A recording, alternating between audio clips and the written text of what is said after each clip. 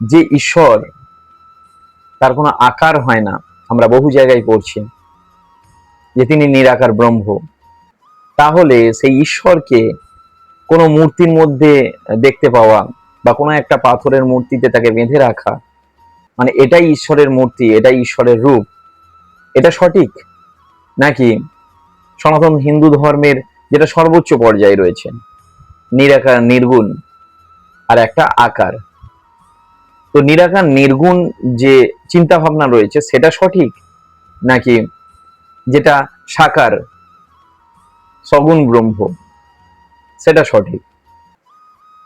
তো আমাদের যারা নাস্তিক বন্ধুরা রয়েছেন তারা কি করেন, যারা ওই ভগবানের পাথরের মূর্তিকে তারা সেবা দিচ্ছেন, স্নান করান, তাকে সঙ্গে করে নিয়ে বিভিন্ন জায়গায় ঘুরতে যান, বিশেষ করে আমি সোজাসুজি বলছি যারা শ্রীকৃষ্ণের ভক্ত হন, সব ভক্তদের কথা বলছি না, যারা বাৎসল্য ভক্তিতে রয়েছেন তারা কি করেন, শ্রীকৃষ্ণের মূর্তিটাকে সঙ্গে নিয়ে বিভিন্ন জায়গায় যাই, তাকে স্নান করান এবং আরো অনেক কিছু রিচুয়াল তারা করেন। তাহলে ভগবানের মূর্তিকে নিয়ে তাদের যে এই বিশ্বাস, এইটা সঠিক? বা আমি আর একটু ডিটেলসে যদি যাই, ধরুন আমরা যারা মূর্তি পূজা করি সেইটা সঠিক, নাকি যারা আমরা একেবারে নিরাকারকে মানি, ভগবানের কোনো রূপ হয় না, তিনি নিরাকার, যিনি এই ব্রহ্মকে সৃষ্টি করেছেন, এই ব্রহ্মাণ্ডের সৃষ্টিকর্তা, তিনি এই ছোট্ট পাথরের মূর্তিতে কি করে থাকবেন? এই ব্যাপারটাকে আমি আগামী 5 মিনিটের মধ্যে বোঝানোর চেষ্টা করব। দেখবেন যদি সঠিক মনে হয় তাহলে আমাকে কমেন্টস করবেন। এখন বক্তব্য হচ্ছে, সনাতন হিন্দু ধর্মের যে ধর্মবিশ্বাস রয়েছে দুটো ভাগ রয়েছে, একটা সগুণ আর একটা হচ্ছে নির্গুণ। সগুণ মানে যারা মূর্তিতে ভগবানকে দেখতে পান, এটা প্রাথমিক পর্যায়ে, মানে আপনি নির্গুণ পর্যায়ে পৌঁছাতে গেলে তাহলে আপনাকে প্রাথমিক পর্যায়টাতে আসতে হয়, তারপরে আপনি নির্গুণ পর্যায়ে পৌঁছাতে পারবেন। নির্গুণ পর্যায়টা কি? নির্গুণ পর্যায়ে যারা পৌঁছে গেছে তাদের কাছে ভগবানের বা ঈশ্বরের কোনো মূর্তি হয় না, তাদের কাছে নিরাকার সর্বোচ্চ পর্যায়, যেখানে কোনো মূর্তির তারা ধার ধারে না। তাহলে যারা মূর্তি পূজা করছে তারা কি করছে? তারা আসলে প্রথম স্টেপে রয়েছে, প্রাথমিক স্টেজে রয়েছেন। আপনি অ্যাকচুয়াল যদি কোনো মূর্তির সামনে না বসেন তাহলে দেখবেন আপনার ধ্যান আসছে না, তাহলে দেখবেন আপনার মনটা ভগবানের পদবাদ্যে যাচ্ছে না। কিন্তু একটা সুন্দর মূর্তির নিচে যখন আপনি বসবেন, দেখবেন আপনার মনে ওই যে হাজার রকমের চিন্তা আসছিল, ওই হাজার রকমের চিন্তা থেকে আপনি আপনার মনটাকে একটা জায়গায় স্থিতি দিতে পেরেছেন। তো আধ্যাত্মিকতায় যদি আপনার মন চঞ্চল থাকে তাহলে আপনি আধ্যাত্মিকতার প্রথম পর্যায়ে আপনি কিন্তু পরাজিত। সেই জন্য প্রাথমিক পর্যায়ে আপনাকে একটা মূর্তির সামনে বা একটা মূর্তি বিশ্বাসে যদি চলে আসেন, সেটা কৃষ্ণ হোক, সেটা শিব হোক, সেটা মা কালী হোক, কিংবা আরো যারা বিভিন্ন ধরনের শক্তিকে পূজা করেন, বিভিন্ন ধরনের অবতারকে পূজা করেন, কেউ অনুকূল চন্দ্র ঠাকুরকে বিশ্বাস করেন, কেউ বা লোকনাথকে বিশ্বাস করেন, এগুলো সঠিক। কিন্তু এখন প্রশ্ন হচ্ছে, ধরুন বাচ্চাকে আপনি এবিসিডি শেখাবেন, তো এ ফর অ্যাপেল বোঝাতে গেলে বাচ্চাকে একটা অ্যাপেলের চিহ্ন দিতে হয়, না হলে কিন্তু পরবর্তীকালে গিয়ে বাচ্চা ওই এ দিয়ে একাধিক সেন্টেন্স তৈরি করতে শিখবে না, এই চিনবে না।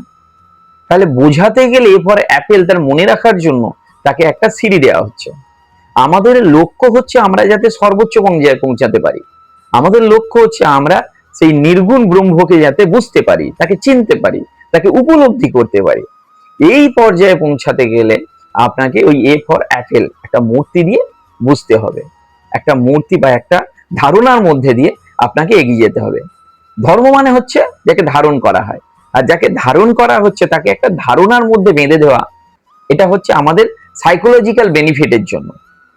এই সাইকোলজিক্যাল বেনিফিটের জন্য আমরা মূর্তি পূজা করি। এবার মূর্তি পূজা যারা করেন না তারা নির্গুণ ব্রহ্মকে যদি সরাসরি নিতে পারেন, মানতে পারেন, বিশ্বাস করতে পারেন, সেটাও ভালো।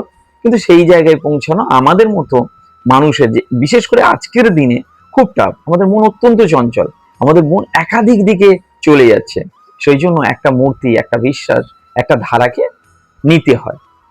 আমাদের উদ্দেশ্য হচ্ছে ছাদে পৌঁছানো, সেই সর্বোচ্চ শীর্ষে পৌঁছানো, কিন্তু তার জন্য কি লাগবে? সিঁড়ি। কিন্তু প্রবলেম হচ্ছে সিঁড়িতেই যারা আমরা আটকে রয়েছি, দাঁড়িয়ে রয়েছি, যে ভাবছে এই মূর্তিটাই ভগবান আর বাকি কোনো মূর্তি ভগবান নয়, নিরাকারও ভগবান নয়, আকার রয়েছে, সে ভুল করছি আমরা, তারা ভুল করছি। কি করছি? আমরা সিঁড়িতেই দাঁড়িয়ে রয়েছি, আমরা কোনোদিন ছাদে যেতে পারবো না। অর্থাৎ ছাদে যেতে গেলে প্রথমে আপনাকে সিঁড়ির ব্যবহার করতে হবে, কিন্তু সিঁড়িতে দাঁড়িয়ে থাকাটা ওই একগুঁয়েমি। আমার ভগবানের এই রূপ, আমার ঈশ্বরের এই রূপ, এর বাইরে যারা যা করছে সবাই ভুল করছে। এটা হচ্ছে একটা মারাত্মক একগুঁয়েমি বলতে পারেন। তবু আমি বলবো, যদি কেউ সারা জীবন তার বিশ্বাসে ওই নির্গুণকে উপলব্ধি করতে পারে, আকারের মধ্যে দিয়ে নির্গুণকে উপলব্ধি করতে পারে, সেটাও কিন্তু বড় পাওয়া। তাই আমাদের সর্বোচ্চ পর্যায়ে পৌঁছানোর বিভিন্ন মতামত রয়েছে। যিনি তার আকারের সেই ভগবানকে বা সেই দেবতাকে ভাবছেন ইনি নির্গুণ ব্রহ্ম, তার বিশ্বাসকেও আমি শ্রদ্ধা করি। আর যিনি আধুনিক চিন্তা ভাবনার মানুষ, যিনি ভাবছেন ভগবানের কোনো রূপ হয় না, তিনি নিরাকার, তার যে আইডিয়া, তার যে কনসেপ্ট রয়েছে, তাকেও বিশ্বাস করি। শুধু একটাই বক্তব্য শেষে, যে আপনাকে পৌঁছাতে গেলে যদি কোনো কেউ অবলম্বন নিয়ে পৌঁছায়, তাকে অপমান করবেন না। সেটা তার বিশ্বাস, সেটা তার ধর্ম, সেটাই তার আধ্যাত্মিকতা। যদি এই নিয়ে কারোর কোনো বক্তব্য থাকে, আপনারা কমেন্টস করতে পারেন। আর যদি ভিডিওটি ভালো লাগে, দয়া করে একটু শেয়ার করে দেবেন। ধন্যবাদ।